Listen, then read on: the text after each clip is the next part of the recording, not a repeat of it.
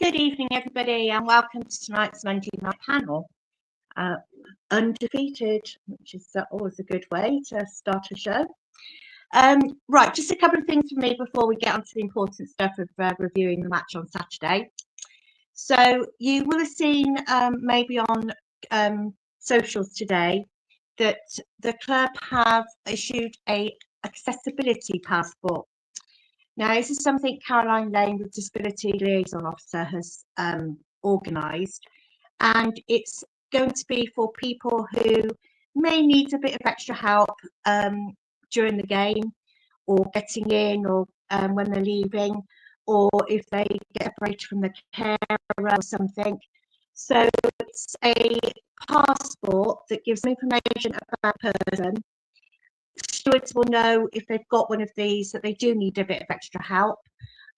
So you can apply for one of these through Caroline. So through the disability email, which is dlo@swindontownfc.co.uk.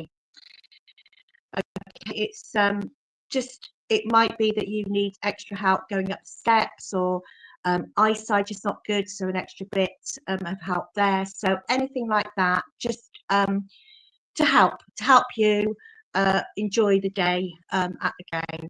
So please speak to Caroline. There's a bit on the website. Have a look on the website if you can want to have a look at that and see what it's about. Also, thank you very much for the Junior Red members who picked up their packs on Saturday. It was lovely to see. A lot of them were very happy with what they've got. So they will still be available. They're available from reception from 8 till 4, Monday to Friday. There is a list, so as long as you're a season ticket holder, a Junior Red season ticket holder, then you can pick up your pack there. And also, we have fixture cards. So we've got fixture cards which will have the men's on one side and the women's games on the other side.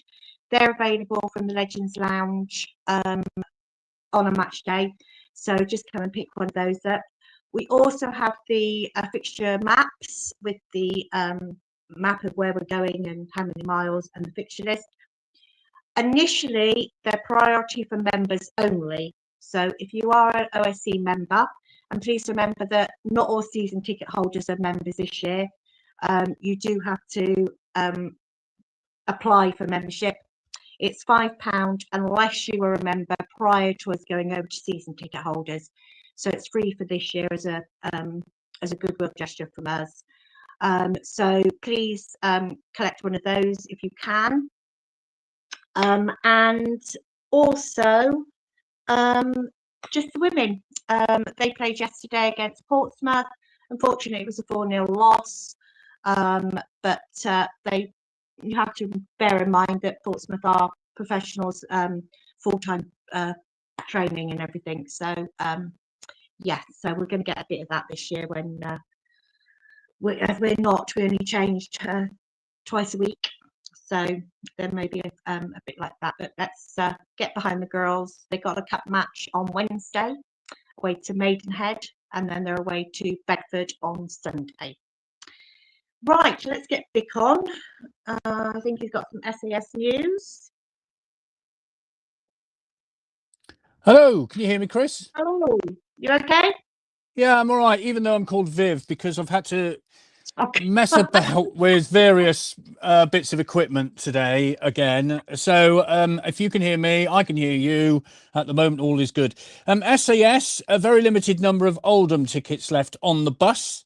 They depart at 8 o'clock on Saturday from West Swindon, and then 8:30 from the Nigel Eady County Ground. Season ticket holders, £31. Non-season ticket holders, £33. So that's how much it would cost you to get to Oldham. They've got limited seats available. So if you want to go to Boundary Park on Saturday with SAS, that's how it is. There you go. And you can hear me, which at the minute works. So that's fine. Yes. Okay. One thing I forgot to mention is the fun day on Thursday. They're open 1 to 4 at the county grounds, so there's lots of activities for the children, and the players will be there for signing as well. So there you go. Okay, do you want to get the panel on, Vic? Let's do it before the Wi-Fi packs up. Yes, let's do that. Oh, right. So who have we got? We've got Good evening, everyone. Hi, Gus. we got Mark. Hello, all. Evening. Slow tonight. Evening. Let's we'll get Evening all. Hello, Rob. okay, we'll get Craig. Hello. Give us an S. I'm here. There we go. So I think that's everybody. So I'll leave you, and if I need me, I'll be here. Okay. Don't go too So far, give us a Chris. shout. Don't go too far.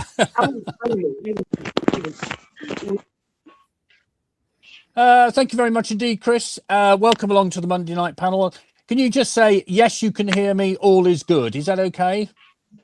Yes, we can hear you. Marvellous. Okay. Yes, Right, we let's can hear you. start off with Saturday then. It was a 2-1 victory for Swindon over Cheltenham Town at the county ground. The goals came from Aaron Drillen on 17 minutes, Ollie Clark on 55 minutes. Ryan Broom got one back on 85. The first goal was created by Anthony Munda. Wonderful piece of work from him. Anthony Munda being discussed on a Monday. That's obviously Ian Holloway's standard joke. We'll use that throughout the course of the night, shall we? So well done to him. Ollie Clark got the assistance from Stefan Negru on 55 with his flick on to the far post with Ollie Clark finished. So, Rob, what was your view? Bearing in mind the fact that you work with people who are Cheltenham Town fans, how were you about it?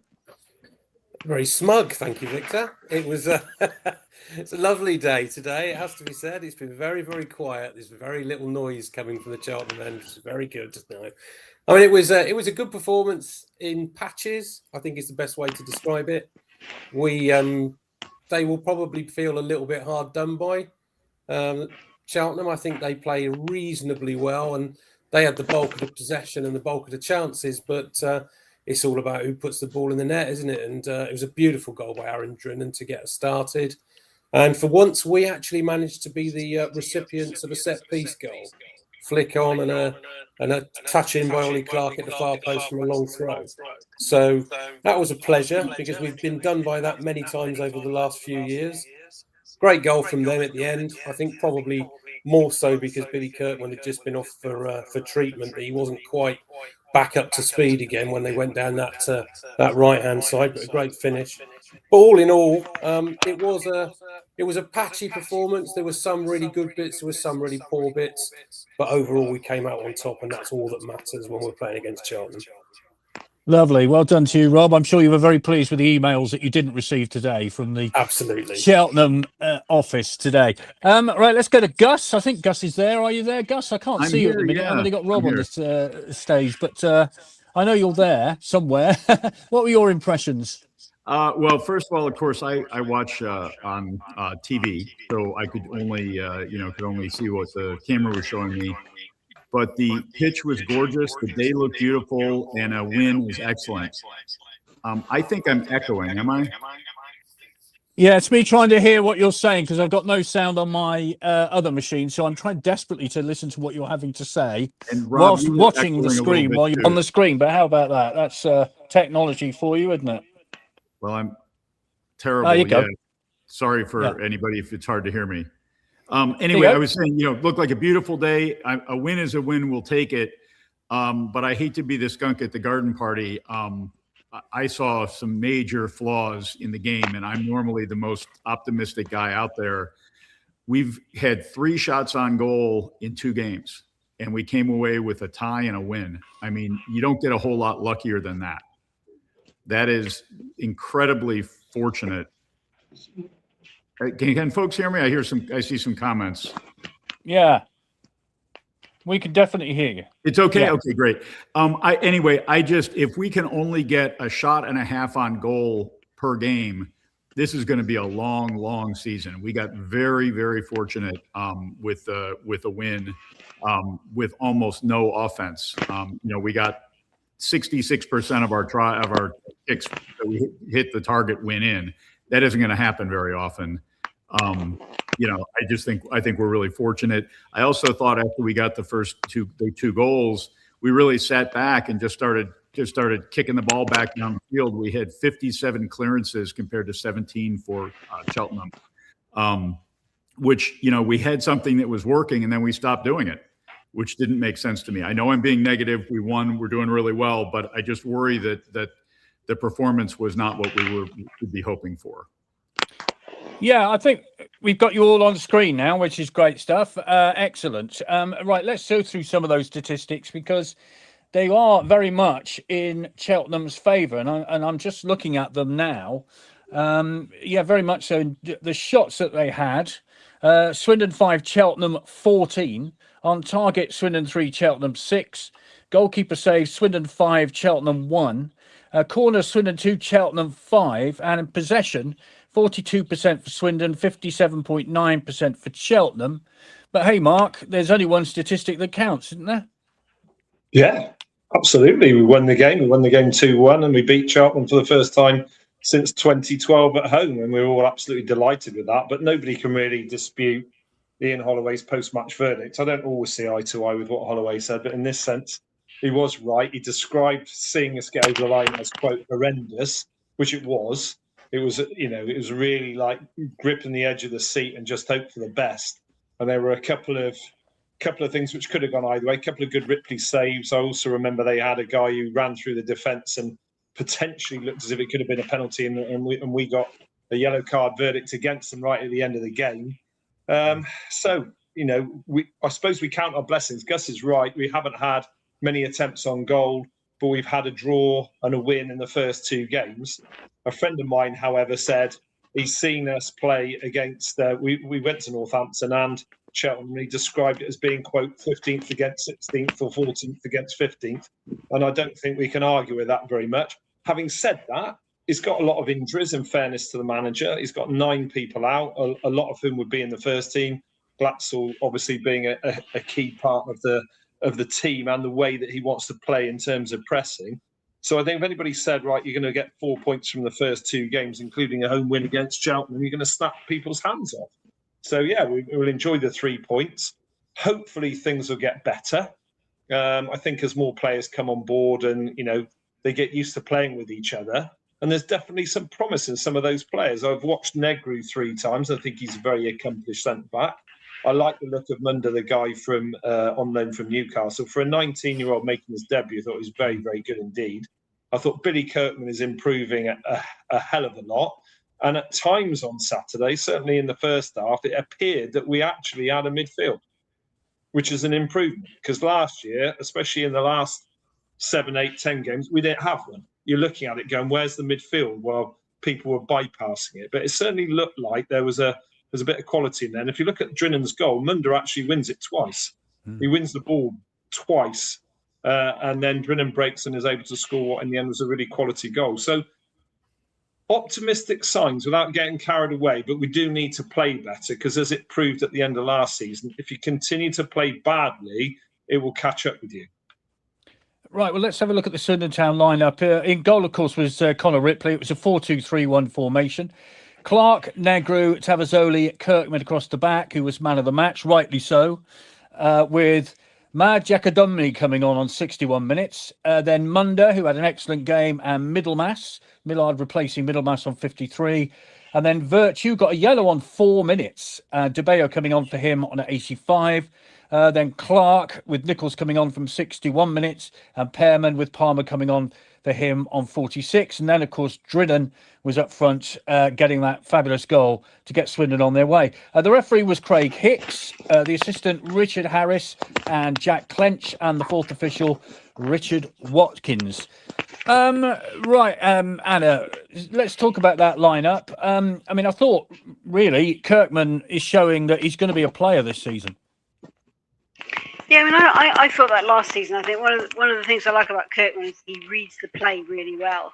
I'm not sure he's always the fleetest of foot. I think he was caught out at Northampton once or twice by a faster player, but he reads the play so well that he can intercept it before the ball has been passed through, if you like, and that is obviously a great skill to have in the defence.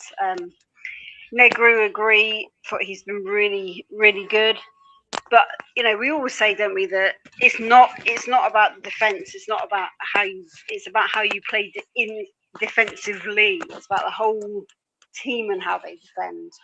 And if your midfield is absent and those players walk through the middle, or run through the middle without any challenge, that's where you're going to become a cropper. And with the best one in the world, you can't expect even a really good defence to cope with a barrage upon barrage of attack. So and that also extends to the forwards. The best form, I know it's all trite and cliched, but best form of defence is attack. And if we're not creating chances, we're putting ourselves under pressure. And we have to, even without the personnel, the ones that are all injured, Holloway needs to find a way to create chances. Drinnan's not gonna step up every week and score blinders like he done on Saturday. So you've got to find a way to. And I know he tried, didn't he? He tried Virtue in one place, and that didn't really work. And they want Millard on, and I like Millard, but we don't really have a lot of attacking options on the defence, including Palmer. So we've got to suss it out before those players come back, because there's going to be long-term injuries. But there's so much to work on. It's so early days, but like we said, 4 points out of 6 with the injuries we've got and the way we've played. As you say, bite your hand off, really. Absolutely, and only 1 goal conceded as well in 2 matches. Ian David says no points for performance. Oh well, Cheltenham. Good 3 points, good atmosphere. Nice to finally beat them at home, says Darren. As we've mentioned before, 2012 the last time under Di Canio, if memory serves.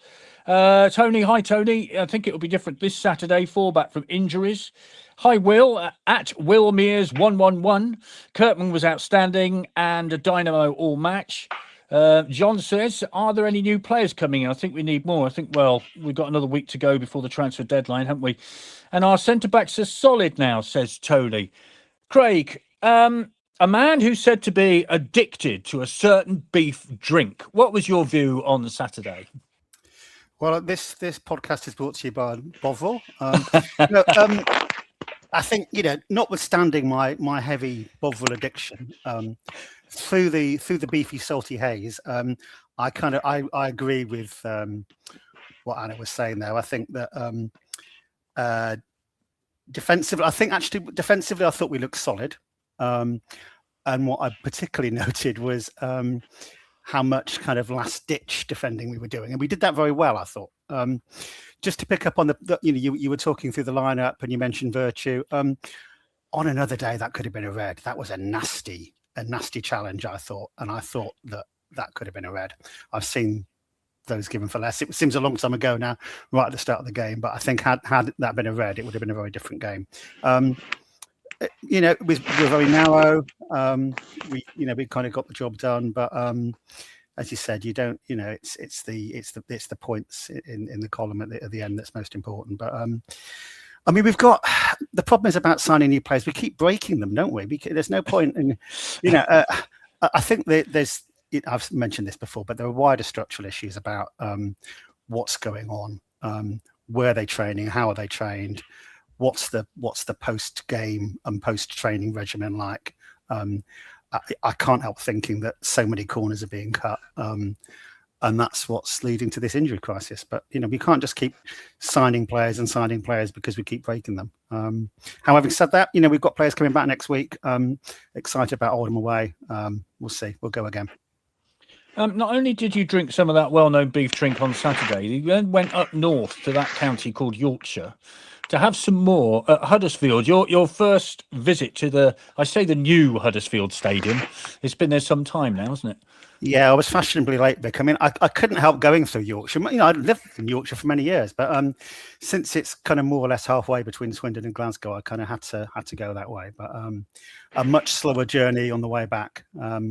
I made it down I left the home. I left here at 3:30 on Saturday morning. Got to Swindon I did it in just under 6 hours. Going back took a lot longer, but I did stop for a Bovril stop in Huddersfield. But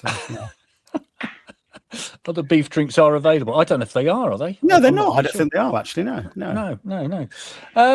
The attendance, Rob, on Saturday was 8,833, and there was a healthy following from Cheltenham. I think there were a tad under 1,000, weren't they, that followed them? And actually, the atmosphere was pretty decent. Yeah, it was okay, wasn't it? I think it was. It's very rare for Cheltenham to fill their allocation. They're not the most well-supported club in the world, even if it is only 29 miles up the road. But I guess first away game of the season, there's a bit more optimism there. They've got a bit more money in the pot this year with their chairman. And I do think they'll probably have a reasonable season. But yeah, it's great to see the county ground make some noise. I thought it was always helpful when there's a healthy away contingent, because that then gets our fans going a little bit more than watching Salford in front of 20 away fans. It's not quite the same, is it? So it's nice to see the county ground buzzing a little bit more. And I think actually the very nature of the fact that we've found quite a few holes so far in our performance is really quite encouraging, because if we're the finished article, second game of the season, with so many new players, a lot of young players who really are just finding their way at the very start of their footballing careers, think of Pearman, think of Munda, I think we've got a real opportunity this season with, if we can nurture those young players. Okay, they're not ours necessarily, but certainly we've got Billy Kirkman coming through now, the promise of 2 years ago, that game at Wycombe that we saw when he really was standout player on his debut. And little Louis Millard as well looks like he's a real find. So whilst we are bringing other loan players to the club, it's lovely to see there are some of our own coming through now as well. And that will always encourage supporters, because there's nothing better than seeing somebody come out of your youth team and really performing when he gets that opportunity at senior level. Yeah, maybe those of us who were at Wycombe will also remember Billy Kirkman's goal. It was after about 45 seconds, wasn't it? An absolute rocket, if I remember rightly. And he just joined from Teflon something or other Welsh team, hadn't he? What was the team, Nick? Total Network Solutions. TNS. That's the one. Teflon's a much better description, though. We'll stick with that. Yeah, it was a fantastic goal. Mark, what was your view of the young players? I mean, we've mentioned Munda. We won't do the Ian Holloway joke again about Monday and all that stuff, because nobody understood it, quite frankly. It was happy but what was your view of the young players? Yeah, happy Mender. It's not funny, is it, at all? So we'll dispense with that, really. So, yeah, I thought he did really, really well. What impressed me with a 19-year-old lad making his debut in men's football in League Two. It's not tippy-tappy football. It was his understanding and his maturity. You know, for a 19-year-old lad, the way he got about the pitch was impressive. I've already mentioned the hand he played in Drinnan's opening goal. I like the look of the Aussie. I'm going to call him Magic, because I can't pronounce his surname. I thought he did well at Northampton. He looked very solid. He's got a bit of pace, quite raw, but good. Griffiths Brown, I've seen fleetingly, looks fine. And that is absolutely right what Rob says. You've got to bring your young players on. You've got to, people will, Louis Millard as well, they will have an affinity with those players that perhaps they won't have with players that are brought into the football club. So, and we have to do it, don't we? How many times, or how many players, I should say, in the last 5 years could we truly have said he's one of our own? McGregor apart, I can't think of many at all. And then go back to the Thompson boys, don't you? And that was years and years ago. So you must bring these young lads on, and I think agents have a part to play here, because for me, what the mistake that they make is the player will be advised to go to join a so-called superior football team when they've hardly had a handful of games, and that way it ruins them, because they haven't got the experience in the Football League. We can name several of these players who've gone to so-called bigger clubs, and sometimes clubs in the Premiership.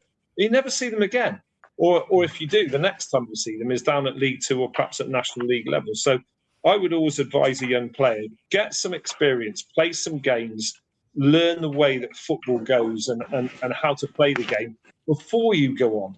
I know you've got a short career, but try to learn the game before you go on, and that way, hopefully, you can have a longer career.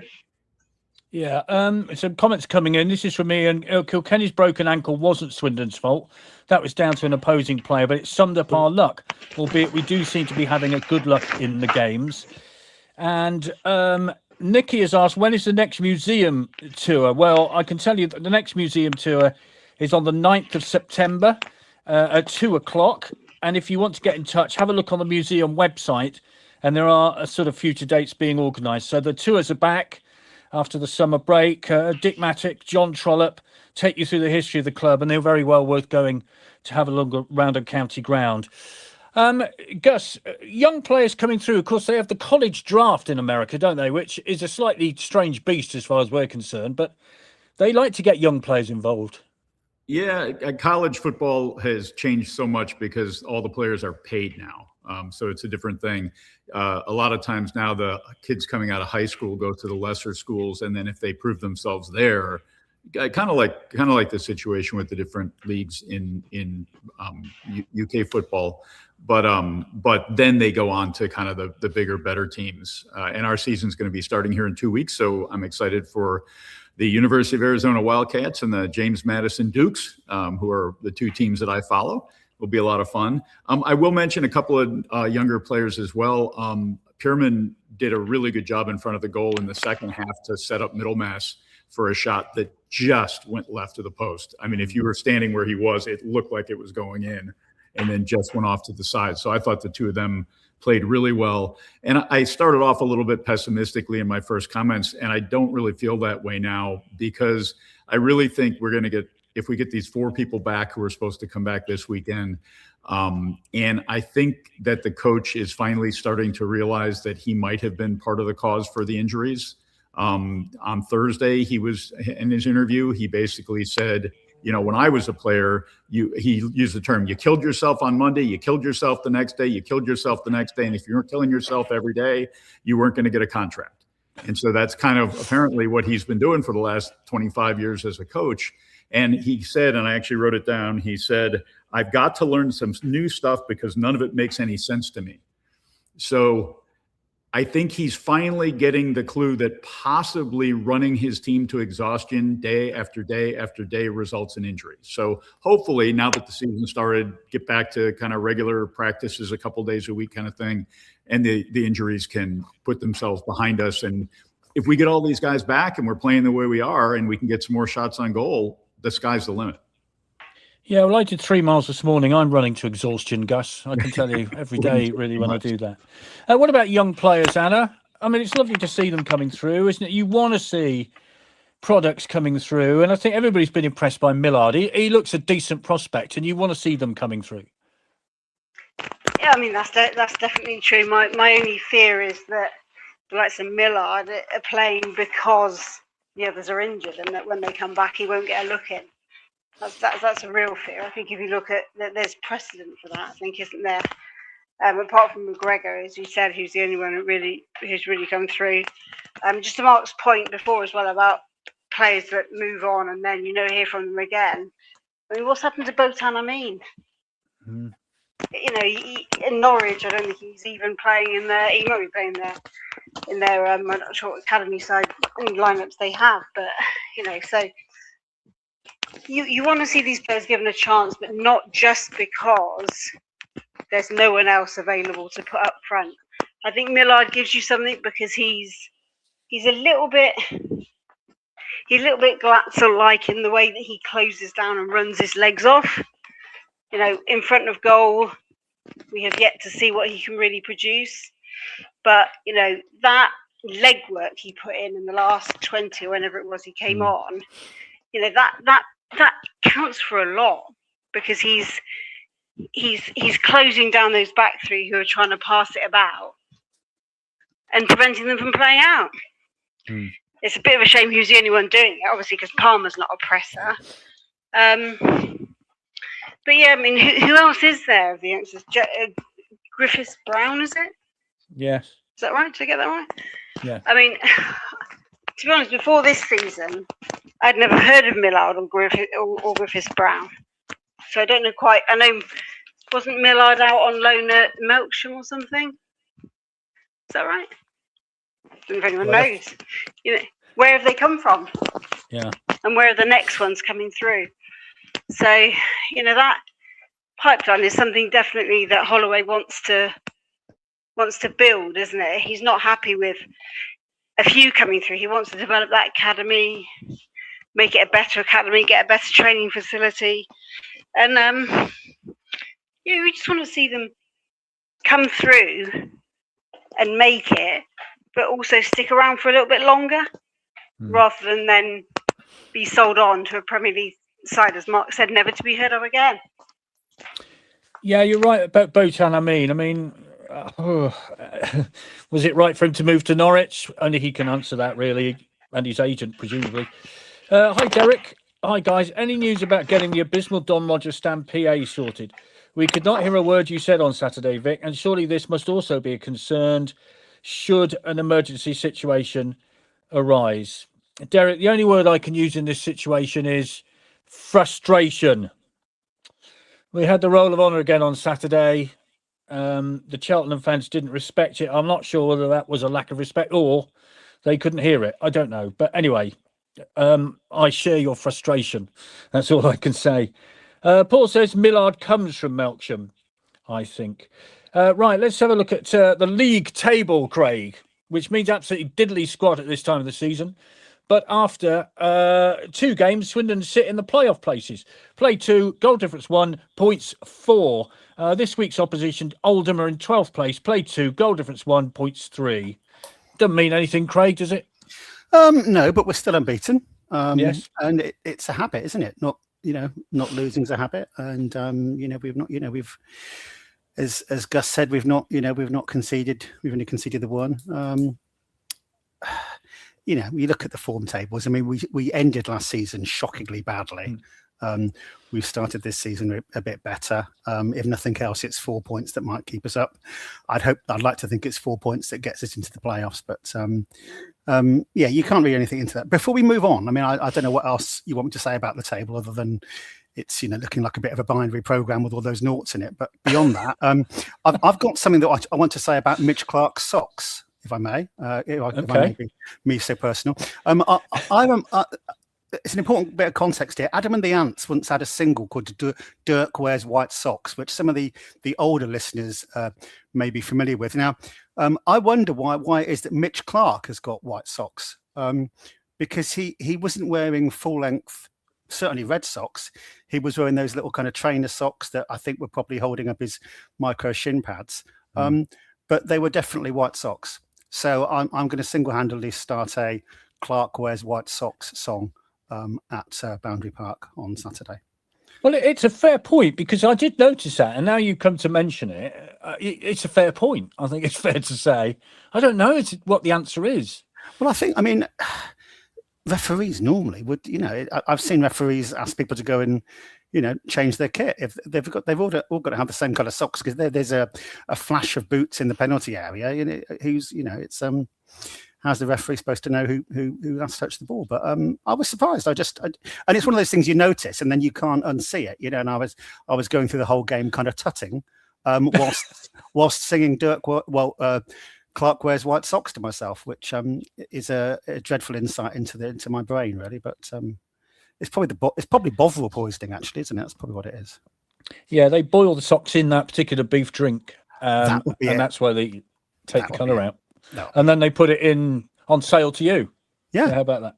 That's fair enough, isn't it? Hi, Tony. Millard will be in the top 16 to me. He's out and out winger, always giving an excellent cross, and it's getting points on the board long season. And I would say there was a classic moment, Rob, in front of us when Millard went for a header with a Cheltenham player, and it was a really crunching header, and it really got the crowd on his side. I mean, you can't fault his effort, can you?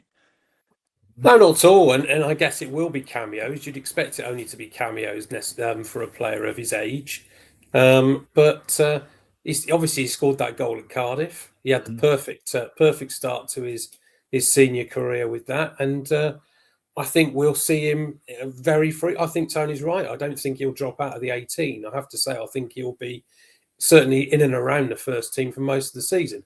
Obviously, injuries permitted. We don't know what we're going to bring in the rest of the transfer window, but you have to keep giving these players the opportunity, and I think that's what we've said a couple of times already tonight.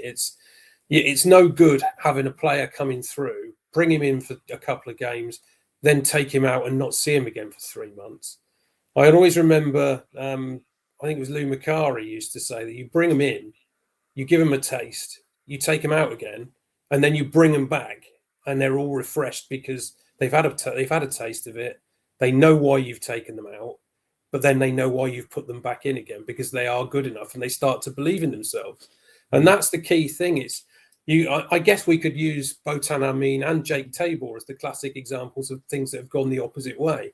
Jake Tabor came in, looked a little bit out of his depth, to be fair to him, but he had all the energy and all the effort that you could wish to find in any player, but then was put on the shelf and then went out on loan, lost his confidence, stopped scoring goals, which is what he came here for when we brought him in originally. All of a sudden, he's back out in non-league once again. Botan Amin, I can remember this time last year, we almost had about 20 minutes devoted to, is he going to go or is he going to stay? Are we going to keep is he going to actually take another contract with us, or is he going to chase the money and go elsewhere? Well, Mark summed it up perfectly a few minutes ago. These players need experience. When they're young, they need experience, they need to play. Botan Amin would have got probably 15 to 20 games minimum start, I think, last season, if he'd have stayed at Swindon. And what's happened to him? He's not even in the Norwich under-21 squad at the minute. He's still only 19. He's got plenty of time to come back. But that's a player who we really could have done with in the second half of last season because we had no out-and-out wingers. He was a type of player that really could have made a difference to our season, and he could have made a real difference for himself. And he's nowhere to be seen. And I think that's a classic example, really, of you cannot just leave a young player. You cannot just chase the money. If you just chase the money, your career will suffer as a result of it. And I hope for his sake, he comes back into the fold somewhere. Doubt it will be Norwich now, but he comes back into the fold somewhere and makes a career out of it. But I have to say, I have my reservations now. I think he'll end up in non-league. Yeah, we've seen many of them over the years, haven't we? On the Mitch Clark situation, Gordon says, Craig, what have you started here? Clark didn't have a number on his shorts either. Did you spot that? No. No, I'm just obsessed with socks, Vic. Well, all we're going to do now at where are we going? Oldham on Saturday is just look at Mitch Clark now at his socks and his shorts. That's all we're going to do. Speaking of ex-players, I always like Jacob Wakelin, who is apparently doing his stuff for Solihull Moors, says John. As an aside, backgrounds need a bit of work. I don't know who he's sort of pulling out here. This is John with his usual background. I thought they were pretty decent. There's Gus with his mansion, clearly. Mark is nice, decent bookcase and a sort of view of the dining room through the glass window. Yeah. Rob's got his shirts up. Craig got some nice pennants. I've got a radiator. Yeah, radiator. There you go. So I think that's fair enough. Where did I get to, by the way, before I started spouting? Sorry? Me. Yeah, Mark. Yeah, we go to Oldham on Saturday. They lost 2-1 at, dare I mention it, Colchester.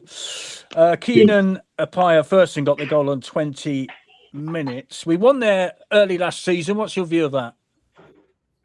Well, we beat Oldham twice, didn't we, last season? We beat them 2-1 away and then 3-0 here. Although I remember that Ripley made a very good save from a penalty, if I remember rightly, when we were 2-0 up, which could have changed the game. And I think Holloway referred to it at the end. So 2 wins against them last season. I think they're probably a better side than they were now than they were last season. So you go up there, again, remain, like Craig said, undefeated. You get a draw. Good if we could get a win. A friend of mine watched the highlights against Colchester. He said that he didn't think Oldham were any great shakes. They were badly organised, and I think they gave away a penalty, scored an own goal to give Colchester the win, and had a man sent off. I mean, what else could possibly go wrong for them? So it's never an easy game at Oldham. Boundary Park is never an easy place to go to. But I think our record there, if I remember rightly, is actually quite good, and we tend to get a draw or a win. So you'd like to think, with players coming back, that we could get 3 points and carry on, with a positive way. And going back to the Cheltenham game, I don't think we can underestimate how important it was to win that game. because the form at the end of the season was so poor. 3 wins out of 13, 1 win from the final 7, hardly a win at home, where we just looked completely out of sorts. The manager had lost the plot and everything else. So even though the win was slightly lucky, we were discussing it before we came on air, we all felt it was slightly lucky. We'd take those 3 points, thanks. And actually, that could be the real tonic that we need to kind of kickstart the season and forget the disaster, because it was a disaster of last season, and be able to move on. So I think we should, it keeps us all happy, doesn't it, when we get a win? Keeps us going for a week until the next result, or sometimes 3 or 4 days. But so I think it's a really important win. I don't think we should underestimate it. Yeah, we've got 3 games coming up in a week, haven't we? We've got Oldham, then Port Vale, and then Colchester following Saturday. Yeah, so 3 games in a week. So important days coming up. Back to Mitch Clark. What have you done? Claire says Clark didn't have a number on his shorts due to getting blood on his shorts in the warm-up and couldn't replace them till half-time. The kitmen explained it in their vlog. So there you go. We need to catch up with the kitmen's vlog. So there we are. That's explained. But no news of the socks, which we're very disappointed about.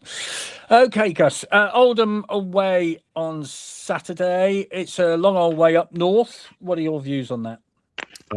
I think we should do what I mentioned last week also, which is instead of every week trying to figure out the imagined strengths of our opponents and then trying to field a team that meets whatever those imagined strengths are, we should start identifying our best players and start playing a consistent team. That's going to evolve, obviously, as our better players come back from injury, and just start being very consistent in our lineup and be very consistent in our play, and give the players a chance to play with each other out on the field repeatedly so that they can perform well. Coach Holloway mentioned in the post-game interview that the throw-in goal by Clark was actually that was exactly what they had planned. They didn't use it in preseason because they didn't. I mean, you believe this if you want. I'm not sure, but they didn't use it because they didn't want anyone to see it. And you could see it was headed by Virtue. Drinan and Clark were right there, right where they needed to be. It happened to come right to Clark. The ball didn't even hit the ground. He just touched it and put it right in. Which I think is one of the benefits of practice, playing with the same people, really knowing what you're trying to do. So that's what I would hope to see out of some of these games, with the obvious caveat, as I said, of bringing in the injured players. And the other question that I have, and maybe you all can answer, it seems to me we have so many people on loan. Do we have to play them? I mean, it kind of feels like you should, right? If you have them, it seems like not playing them is cheating the team. That's why the team lent them to you. But at some point, I think we're going to have too many. And then we're going to have to be playing all these people and not be playing our best team necessarily. So I don't know how that works. Well, you can only have so many loan players in at one time. And as I understand it, how it works is there's a loan fee for each player. But the more games they play, that fee reduces as the season goes on. So if they played 46 games, there would be no loan fee at the end of it. That's as I understand it. We've often thought there is a contract which says that the player has to play if he's on loan. Whether that's true or not, don't know. Can't answer that. That's up to the clubs to decide that. But as I understand it, there's that loan fee. Each game they play knocks a tad off that loan fee. And if he plays the whole season, you get away with paying anything, basically. And the whole point of it is that somebody like Munda isn't going to get in the Newcastle first team at the minute. So he's getting experience at Swindon as playing in the Football League. So that's as clear an answer as I can give you. Maybe as we go round, there'll be other answers as well. So I hope that's okay. Yeah, thank you. Thank you.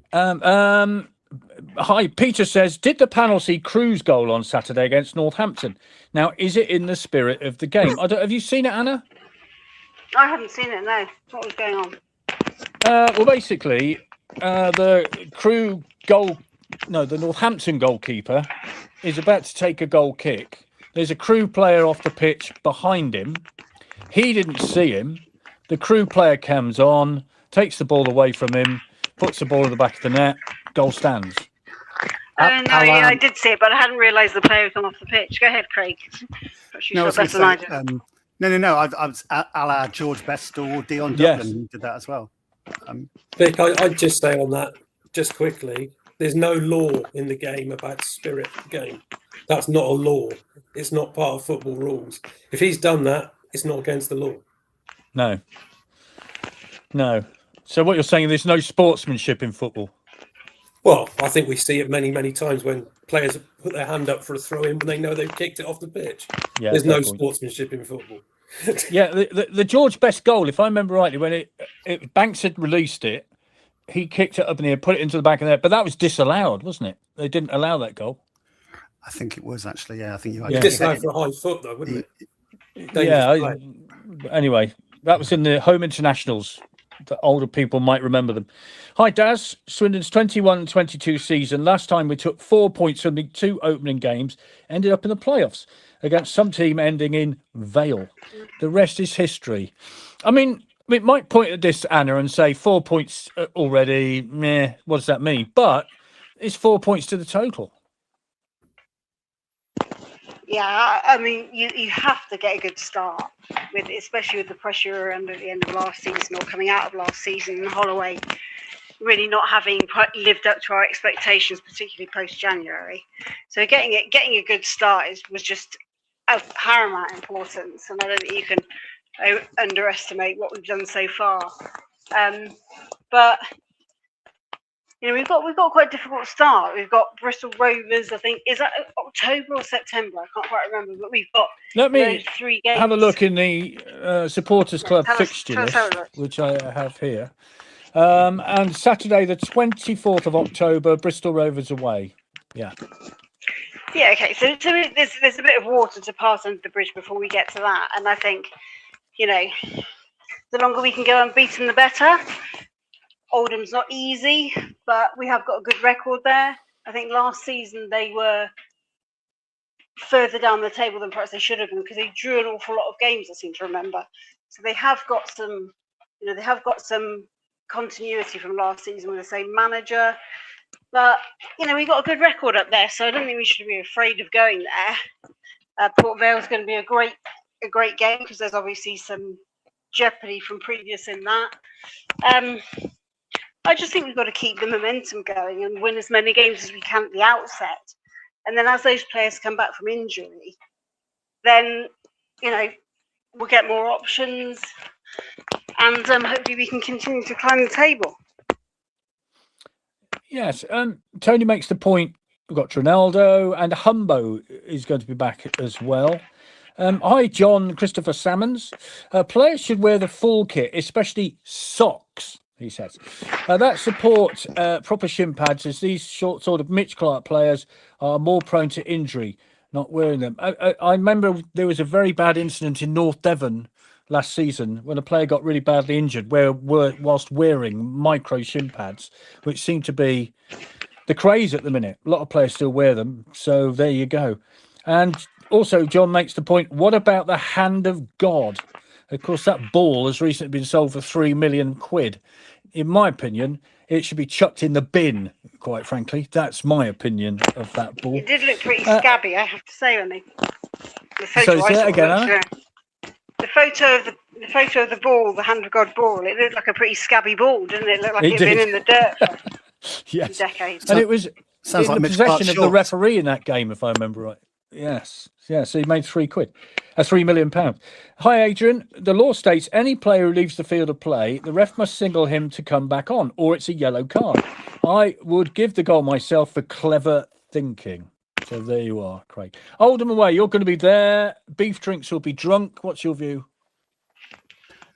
It's not definite that I'm going to be there. It's just, obviously it's nearer than most games for me, but I've been doing a lot of miles recently and I've got a lot to do at work. But if I am there, I'm hoping that the Bovril is well under £3 because that's the kind of that's like the kind of United Nations $1 a day kind of benchmark for poverty. But yeah, and it's a great. I mean, I love Oldham. It's a great ground, and it's a chance to go to Manchester for the day, which is always good. So yeah, I've got good memories of going there. I don't think I've ever seen us lose there. So Yeah, that's the kiss of death, isn't it? Perhaps I should stay away. That absolutely is the kiss of death.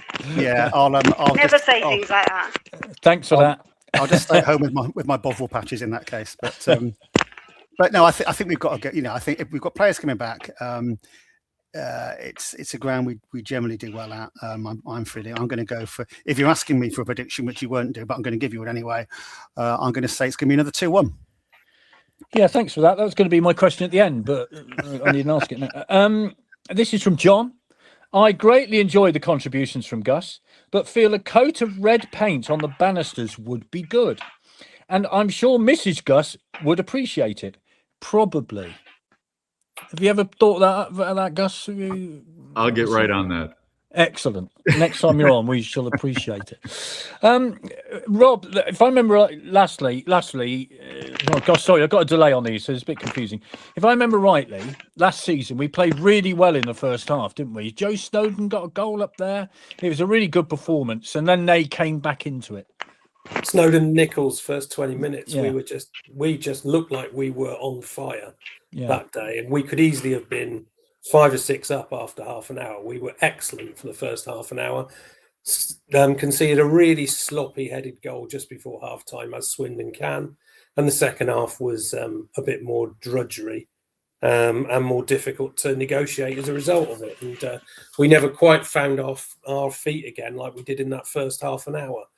But Oldham away is, I mean, you look back at the record books, you've mentioned we got a good record there, and we have, generally speaking, but there's always lots of goals. Always lots of goals. Very often we have 2-2 draws. I think we've lost there by 5 once or twice. We've won there by 3. There's always lots of goals at Oldham. So That's 0-0 coming up then, Rob. Yeah, it'll be 0-0. Yeah, thanks for that. Yeah, I was looking forward to Saturday before tonight, and now I'm not really. Interesting. What's your view on it, Mark? I mean, points on the board. A point, you take a point now, wouldn't you? Win at home, draw away. Yeah, you would take a point, and I take Rob's point about a lot of goals. We haven't. I mean, has Coach Holloway, as Gus called him, has he sacrificed some attacking flair for some defensive solidity? I wonder, because we certainly looked. I thought we looked pretty comfortable at Northampton, bar the last minute or two. And again on Saturday, I know Ripley's made more saves than their keeper, but actually as a unit, I do like the look of Negro. I think he looks like a proper centre back. It's a kiss of death for the lad.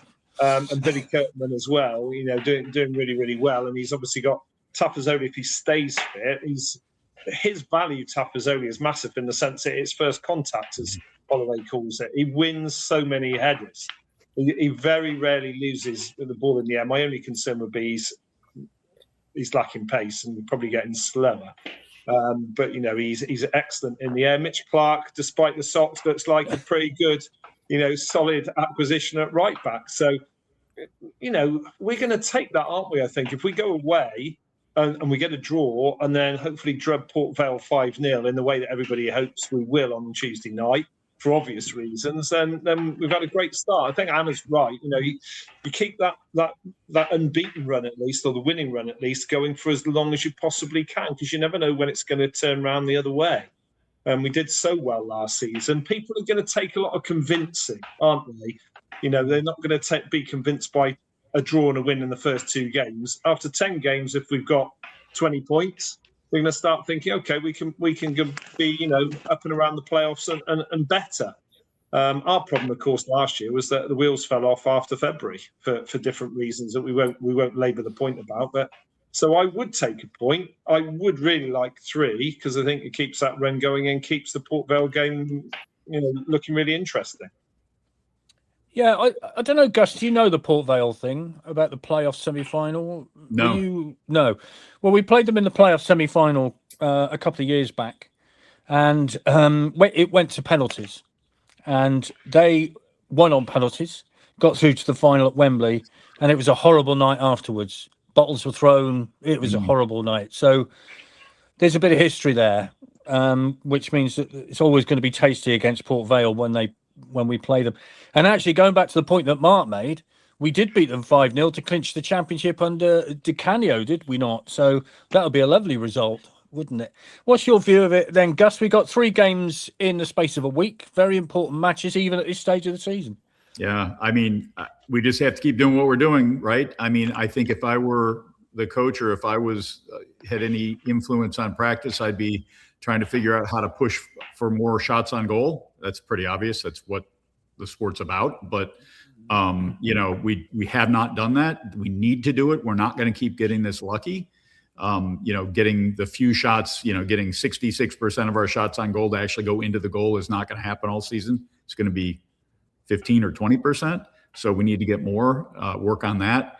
I did think the second that we got our second goal in this Cheltenham game, I felt like we immediately started just chunking the ball back and started to kind of sit on the ball. We bring the ball back to Ripley a lot and things like that. And I thought, doesn't goal differential matter at all? You know, what we're doing is working. Why would you immediately, you know, the game was only halfway done, and when we kind of stopped doing what we were doing. Maybe we should have kept pressing. Wouldn't it have been great to get a couple of more goals even and then have a better goal differential, knowing that at the end we want to be in the top 7 at the minimum, top 3, of course. And that those kinds of things could make a huge difference at the end. And you may look back and wish we may look back and wish we'd tried a little harder to score more goals when the time came. And I do this every time, but I really want to call out Ripley for his fine play.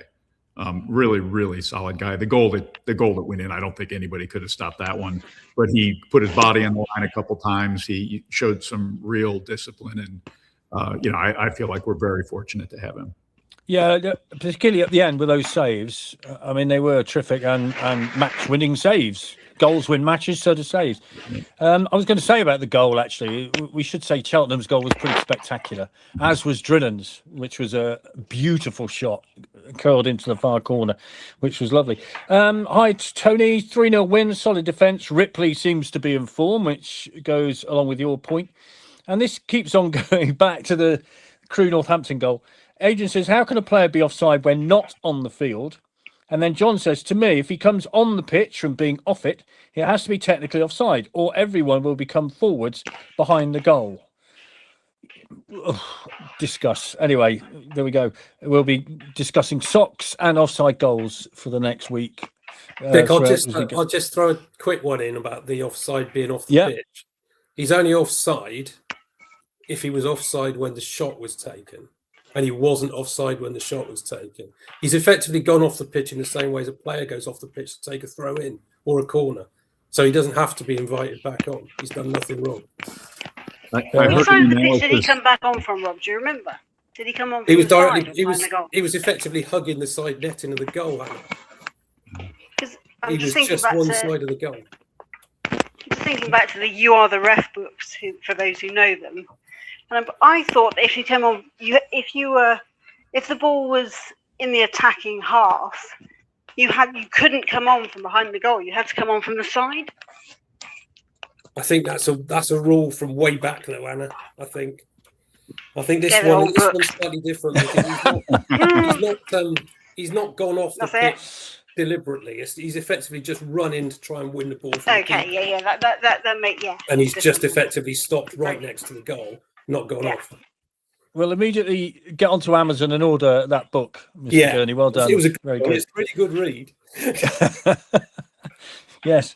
Anna, what's your view on this? I mean, where do you want us to be a week on Saturday at 5 o'clock? What sort of position? I want to win the game, of course. I mean, as I said before, it is all about momentum. And you prove you're a good side by winning when you're not creating those chances and when you are second best and perhaps when you have less possession. So if we can do that when we're not firing on all cylinders, you hope that momentum will take us through for a little while, and then when injury returnees start to come back onto the pitch, you know, you're already within touching distance of those top places. So I don't think anyone wants to go to Oldham and lose, because then it kind of creates a bit of a expectation for the Tuesday night against Port Vale, doesn't it? That the pressure is then on to do something which, we all want that 5-0 win against Port Vale, but if you come back from Oldham with a win, then a draw against Port Vale seems a little bit more palatable, I think. So, yeah. Okay. Falls Rush In is on at 9 o'clock, by the way. So if you want more Swindon Town content, and they have sent this in. There is a law against it, and the EFL have a real problem now. But the last played the ball from defending side. Right. Well, this is going to go on, isn't it? So it's going to go on forever. It's not a league rule. It's not an FA rule. Sorry, it's an EFL rule. That's the problem. Right. It's not an FA rule. Yes. Maybe we need to get Graham Scott on again to discuss decisions that were given. Mark has a problem with his light. I can see that now. He's back on again. He's all nice and lit up. Thank you all very much indeed. Another shameless plug before I go. This is our night shelter badge, if you can see that. It's our charity of the year, and you can go online and get that from our website or in the Legends Lounge before home matches.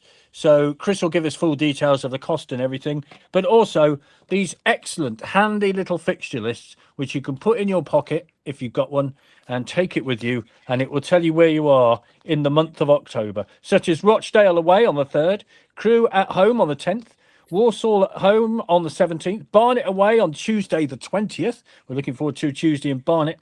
Saturday the 24th away to Bristol Rovers, and then home to Rotherham on Halloween, October the 31st. All that information is contained in these excellent look fixture lists, Chris.